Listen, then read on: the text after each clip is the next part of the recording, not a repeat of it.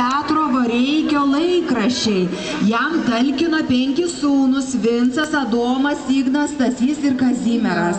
Jie visi buvo valstiečiai, gyveno Vidiškių valsčiuje, Birmūnų kaime ir platino lietuvišką spaudą Ukmergės ir Vilniaus apskrityse.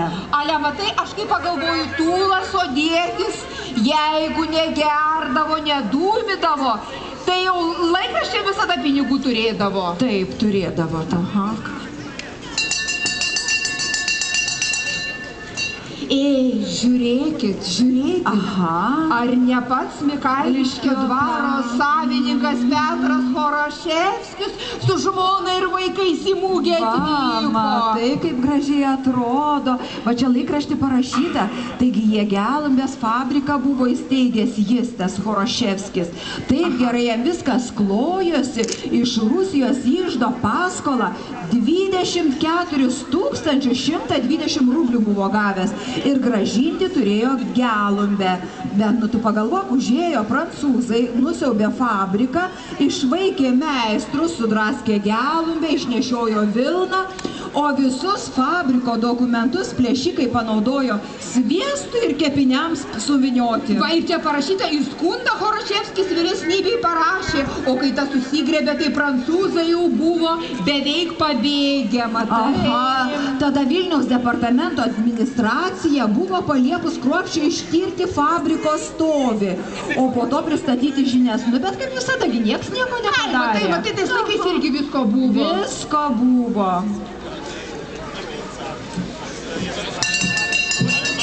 Oi, pažiūrėkit, policininkai su pačiu popu ir šytas, matai, vaikšto. Aha, taigi jie buvo susipykę. Bet tai susitaikė.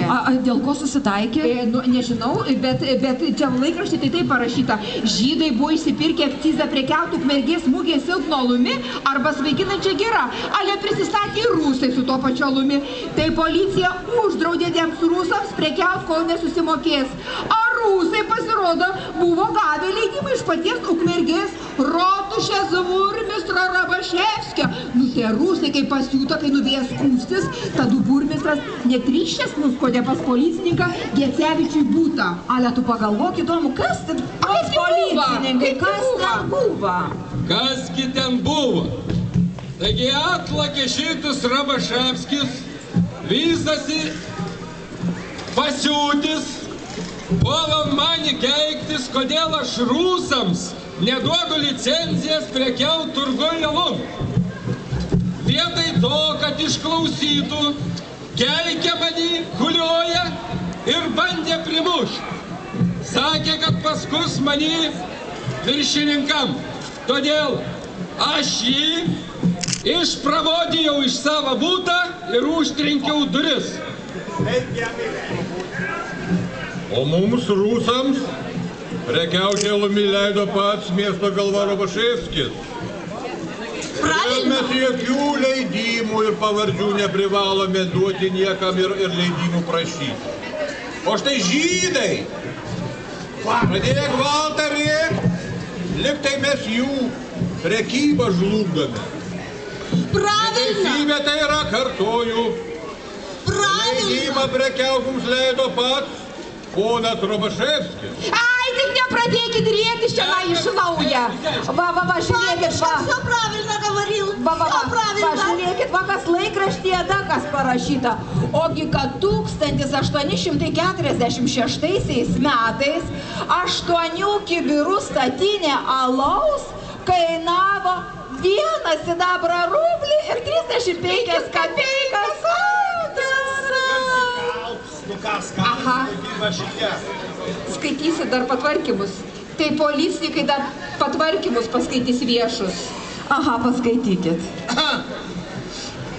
Gerbiami miestelėnai, vieši patvarkymai.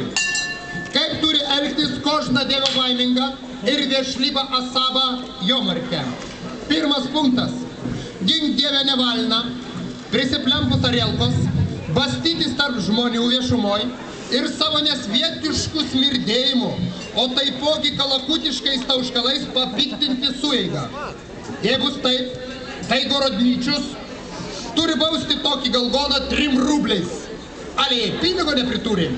Visą nedėlę šluot arklių pačtą kėvo. Antras punktas. Nevalna prie visų šnirpšti in savo nosies pirštumų. A potom ana šluostyti į vežimų šonus ar ant svetimų asabų drapanas. Jei bus taip, reikia tokį baust 2 rubliais ir nedėliai pristatyti minti dumplės Moišos kalikloj. Ir trečias punktas. Nevalina mėtyti iš savo kešenių ar savo vežimų pakulas, plunksnas, supuvusias ropės, šapus, a taipogi išmesti sunežiotas vyžas ar kitokias bezlepyčias. Jei bus taip, bausti 50 kapeikų ar 2 dienas mėžt pačtas arklydės. Dėkoju savo pavaduotojai, o dabar kitas baudas jarmarka metu. Už akies pamušimą prie žmonių 45 kapeikas. Už sermėgą palos atplėšimą 35 kapeikas. Už spyrimą in pasturgalį 50 kapeikų. Už plaukų pešimą dėl kerštą 60 kapeikų. O už plaukų pešimą dėl šposa 1 rublis. Šie visi patvarkymai priguli visiems. Vykdyk. Viršininkę žydo patvarkyt? Atsargiai. Ale žiūrėkit, ką dar radau. Kas